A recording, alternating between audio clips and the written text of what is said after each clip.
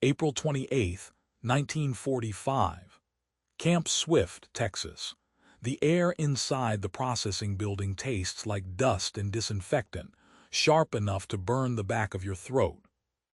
Outside, cicadas drone in waves, a sound so alien to European ears it might as well be another planet. Inside, fluorescent lights hum overhead, casting everything in a pale, institutional glow that makes the wooden tables and metal chairs look like props in some surreal theater. Greta Hoffman stands in a line of 12 women, all wearing variations of the same exhausted expression, the same Wehrmacht auxiliary uniforms gone gray with grime and sweat. Her hands shake. Not from fear, exactly, though fear is certainly there, coiled tight in her stomach like barbed wire. No, her hands shake because she hasn't eaten a proper meal in 6 weeks, because she's been sleeping on transport truck beds and concrete floors, because her body has been running on adrenaline and terror for so long it's forgotten how to be still. She's 23 years old, though the face she imagines in her mind looks closer to 40. She was a radio operator, one of the Nachrichtenhilferinnen, the communications auxiliaries who kept the Wehrmacht's signals flowing across the Eastern Front. She'd been good at it too, fast with Morse code, faster with the encryption wheels. But none of that matters now. Now she's prisoner number 4287, and she's trying very hard not to think about what comes next. The American guard at the processing desk is younger than she expected, maybe 19 or 20, with freckles across his nose and the kind of open, friendly face that seems impossible in a soldier. He's working through a clipboard, checking names against a manifest, occasionally asking questions in slow, careful German that suggests he learned it from a phrase book rather than a classroom. The woman ahead of Greta, a Luftwaffe meteorologist named Ilse, is answering his questions in a monotone, giving her rank and serial number like she's reading from a script. When it's Greta's turn, she steps forward and the guard looks up, offering a small, professional smile. Professional. That's the word that keeps catching in her mind. He's treating this like paperwork, like she's a person who deserves basic courtesy rather than an enemy who deserves a bullet. The propaganda films she'd seen in Berlin, the ones showing American soldiers as savage brutes who raped and murdered their way across Europe, suddenly feel very far away. Very stupid, very obviously lies. He asks her name, her unit, her role. She answers in English, halting but clear, and watches something like approval flicker across his face. Good, she thinks distantly. Let him think I'm cooperating. Let him think I'm harmless. Anything to avoid whatever punishment they have waiting. Then he reaches into a drawer beneath the desk and pulls out a small rectangular object wrapped in brown paper. He slides it across the table toward her. For a moment, Greta just stares at it, confused. It's too small to be a weapon, too light to be anything dangerous. The guard makes a gesture, a little flip of his hand, encouraging her to open it. Her fingers fumble with the paper, tearing it clumsily, and then she's holding a mirror. Just a simple compact mirror, the kind you might buy at any drugstore, with a tortoiseshell plastic frame and a small clasp. The kind of thing that would have cost maybe 2 Reichsmarks before the war, utterly unremarkable, completely ordinary. She opens it. The face that looks back at her is a stranger's. Hollow cheeks, skin stretched tight over bone, eyes sunken so deep they look like bruises. Her hair, which she remembers as thick and blonde, hangs in greasy, matted clumps around her face. There's a scab on her chin she doesn't remember getting, and her lips are cracked and bleeding in places. But it's the eyes that stop her. They're her eyes, she knows that intellectually, the same pale blue she's had since birth. But they're empty. Haunted. The eyes of someone who's seen too much and felt too little, who's learned to shut down every emotion just to survive another day. She's looking at a ghost, at a corpse that hasn't had the decency to stop walking yet. The mirror blurs. She blinks confused and realizes her eyes are filling with tears. No, she thinks desperately. No, not here, not now, not in front of them. But her body doesn't listen. The tears spill over, hot and fast, running down her cheeks in tracks that probably leave clean lines through the dirt on her face. Her shoulders start to shake. She tries to hold it in, tries to swallow the sob building in her throat, but it comes out anyway, a raw, broken sound that echoes in the quiet processing room. She's crying, weeping actually, the kind of deep, body-racking sob she hasn't allowed herself since the war started. All the fear, all the exhaustion, all the months of pretending to be strong and capable and unafraid, it all comes pouring out at once.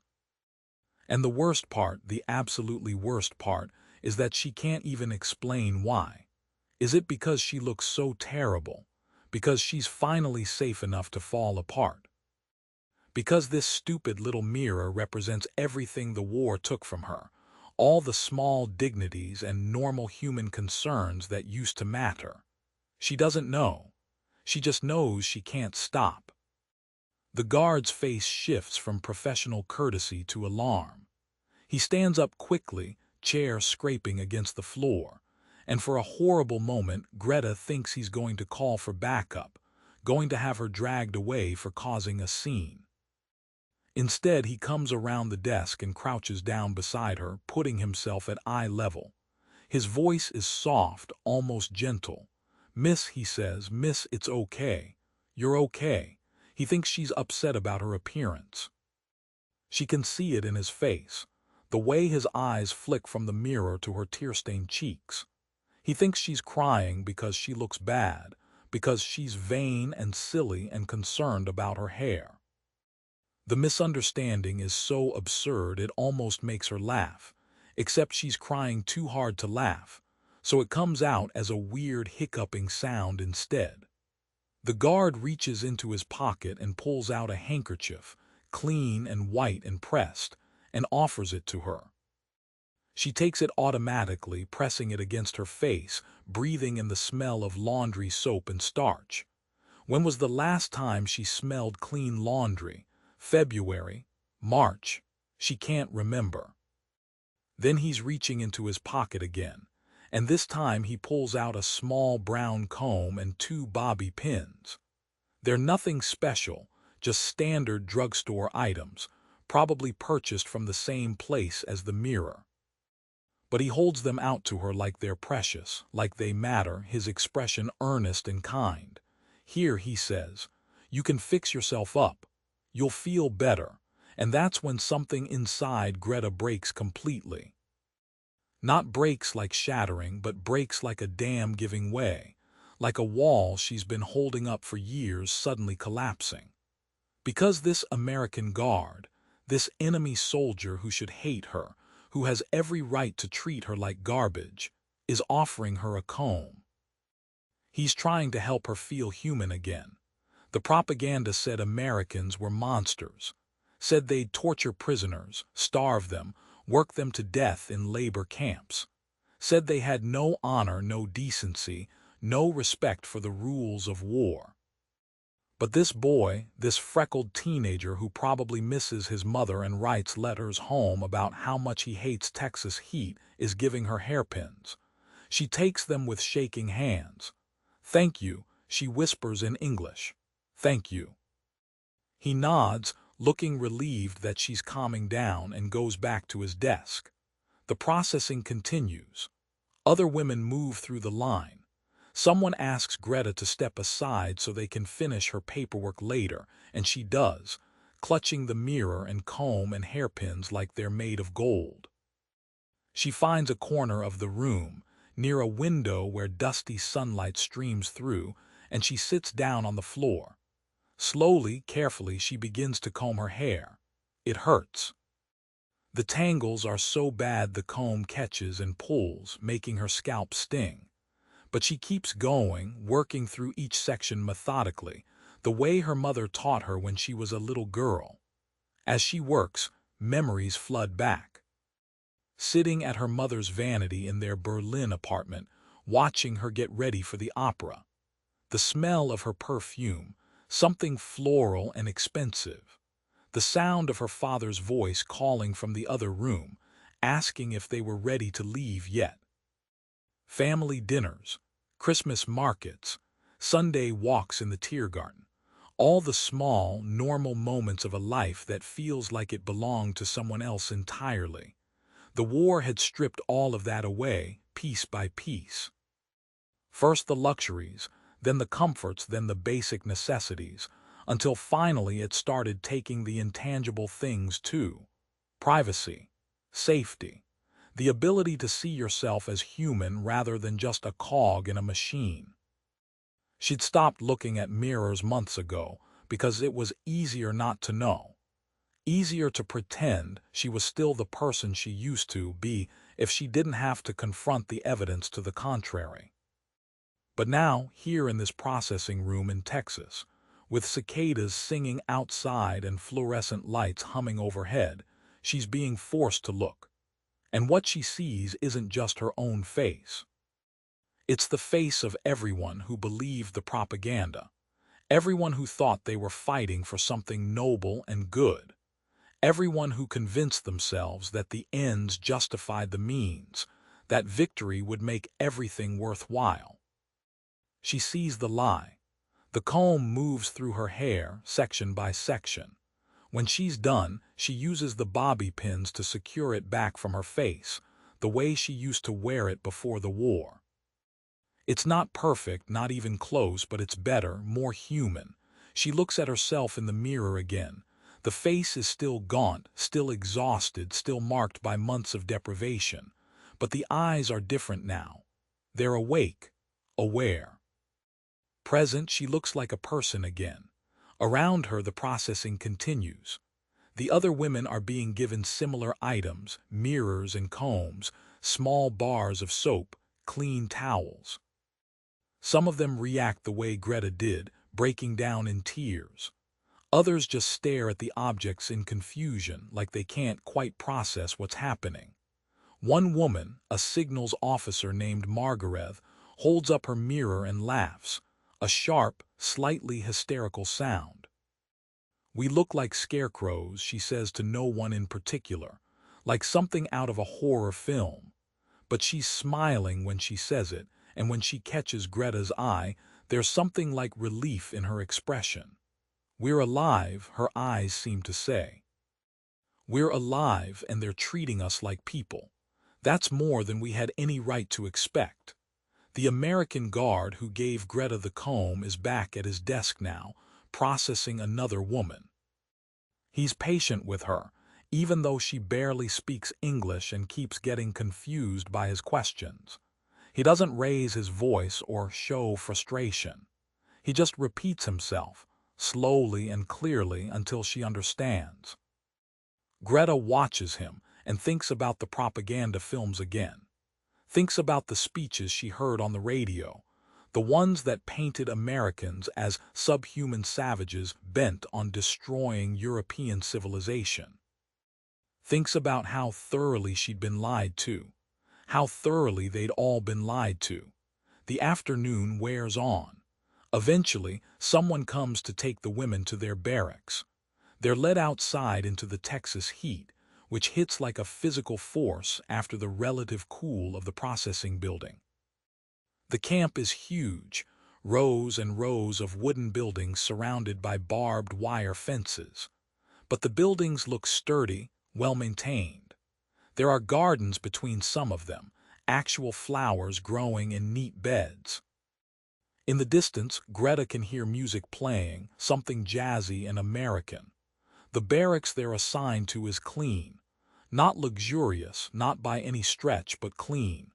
There are beds with actual mattresses, thin but present. Footlockers for personal belongings. Windows with screens to keep out bugs. A bathroom with running water and toilets that flush. Margaret walks through the space in a daze, touching things like she can't quite believe they're real. This is a prison. She asks, this. One of the other women, a veteran of the Eastern Front, just shakes her head. I was in a Russian camp for 3 days before the Americans took the area, she says quietly. Trust me, this is paradise. That night, lying in her narrow bed with the mirror and comb tucked under her pillow, Greta stares at the ceiling and tries to process everything that's happened. She's a prisoner of war. Her country has lost. Everything she believed in, everything she fought for, has turned to ash. By all rights, she should be devastated, and part of her is. But another part, a part she's almost afraid to acknowledge, feels something else entirely. Relief.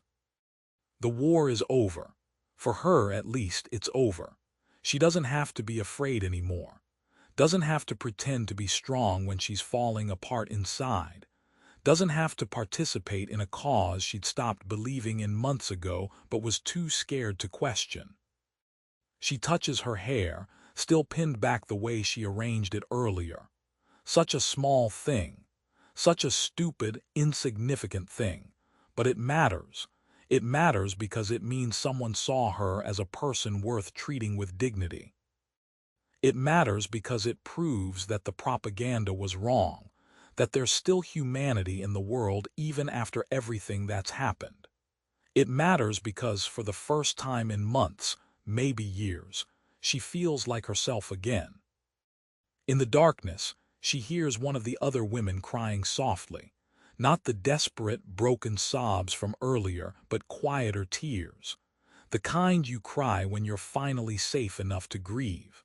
Greta closes her eyes and lets herself cry too. For the girl she used to be. For the country that betrayed her. For all the wasted years and wasted lives. But also, strangely, for the possibility of something better. The mirror under her pillow is hard against her head. She shifts it slightly, making herself more comfortable. Tomorrow, she thinks, she'll look at herself again. Tomorrow, she'll start figuring out who she is now that the war is over. Tomorrow, she'll begin the long, difficult work of becoming human again. But tonight, she just sleeps. And for the first time in longer than she can remember, she doesn't have nightmares. The camp around her is quiet except for the cicadas and the distant sound of guards making their rounds. Somewhere in the darkness, America stretches out in all directions, vast and strange, and full of possibilities she never imagined. She's a prisoner here, but somehow, impossibly, she's also free. If you've ever experienced a moment that completely shattered what you thought you knew about the world, drop a comment with where and when it happened. And if you want more stories about the human side of history, the moments that textbooks miss, make sure to subscribe. These stories matter. These moments matter. Because they remind us that even in the darkest times, even in the middle of the worst humanity has to offer, there's still room for kindness. Still room for dignity. Still room for a simple act of compassion that changes everything. Greta Hoffmann would spend the next 2 years in Camp Swift before being repatriated to Germany in 1947. She'd return to a country she barely recognized, divided and defeated and struggling to rebuild. But she'd also return with something she didn't have before. A small tortoiseshell mirror, a brown comb, and 2 bobby pins. Reminders that she'd survived, that she'd been seen, that even in her darkest moment someone had offered her a hand, and sometimes that's enough. Sometimes that changes everything.